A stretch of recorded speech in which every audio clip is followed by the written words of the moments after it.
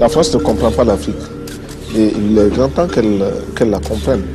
Qui ici ne souhaite pas que la dette soit purement et simplement effacée? Celui qui ne le souhaite pas, il peut sortir, prendre son avion et aller tout de suite à la Banque mondiale payer. Tous nous souhaitons. Thomas Sankara est attaqué par ceux qui, au nord comme au sud de la planète, profitent financièrement d'une Afrique en retard. Il sera trahi par son plus proche collaborateur, Blaise Compaoré, soutenu par des puissances étrangères. Assassiné pour ses idées, Thomas Sankara est devenu pour la jeunesse africaine d'aujourd'hui le Tché africain. Pour le grand combat patriotique, pour l'avenir radieux de notre pays, la patrie ou la mort, nous vaincrons.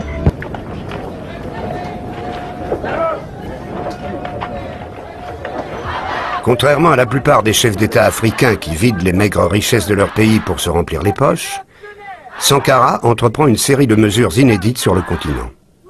Il commence par nettoyer le pouvoir de tous ses abus. Il baisse son salaire de chef d'État, celui des ministres, ainsi que des hauts fonctionnaires et remplace les Mercedes de fonction par des voitures plus modestes. Les membres du gouvernement voient tous leurs privilèges annulés. Contrairement aux autres chefs d'État qui ne tiennent pas leurs promesses, Sankara se met au travail. Il entreprend de grandes manœuvres pour sortir le pays de sa situation. Il faut loger, nourrir et soigner le peuple. Telles sont les priorités. À une époque où les maladies déciment les Africains, Sankara met en place l'opération Vaccination Commando, qui éradique la polio, la rougeole et la méningite. 2,5 millions de Burkinabés sont vaccinés en une semaine. L'Organisation mondiale de la santé, peu habituée à une telle réussite sur le continent africain, félicite Thomas Sankara. Thomas Sankara était très soucieux de l'environnement et il a pris plusieurs initiatives qui visaient à lutter contre la désertification. Dans les villes où la population s'abritait dans des taudis, Thomas Sankara lance la construction de logements sociaux et réhabilite les autres quartiers. Sankara est persuadé qu'il faut utiliser prioritairement les ressources du pays afin de ne plus dépendre des importations.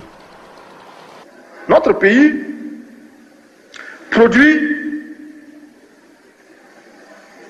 suffisamment de quoi nous nourrir. Nous pouvons dépasser même notre production, malheureusement.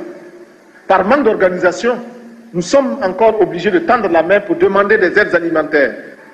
Ces aides alimentaires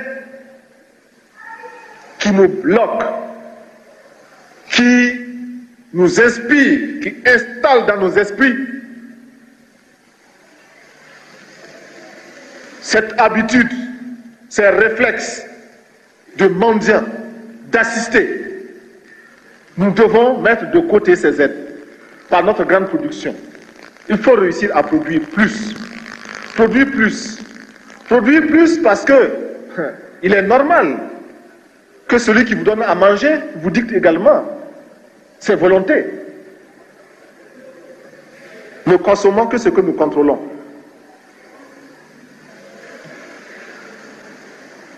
Il y en a qui demandent mais où se trouve l'impérialisme. L'impérialisme, regardez dans vos assiettes, quand vous mangez les grains de riz, de maïs, de mil importés, c'est ça l'impérialisme, n'allez pas plus loin. N'allons pas plus loin. Il a vaincu la faim, il a fait que le Burkina, en 4 ans, est devenu alimentairement autosuffisant. Il y a un camarade là, où est le camarade de Lévy? Oui, sortez là. Bon, voilà, vous êtes là avec la publicité Lévis. Faites la publicité de Lévis. Bon, c'est bien. Je vois le blue jean, le jean avec ses bien cousus là, Lévis. C'est bien. Mais ça c'est américain, vous voyez même c'est marqué en bas, San Francisco. C'est écrit San Francisco. Qu'est-ce que vous voulez qu'on fasse? Comment on va faire? Pour relancer la production du coton local, il lance la mode du faso d'Anfani, habit traditionnel que tout fonctionnaire de l'État a le devoir de porter. En 1983, alors que Sankara est à peine arrivé au pouvoir, le sommet de Vittel réunit le président François Mitterrand et des chefs d'État de pays africains dont la majorité a été décolonisée au début des années 60. Certains se sentent bousculés par leur propre population.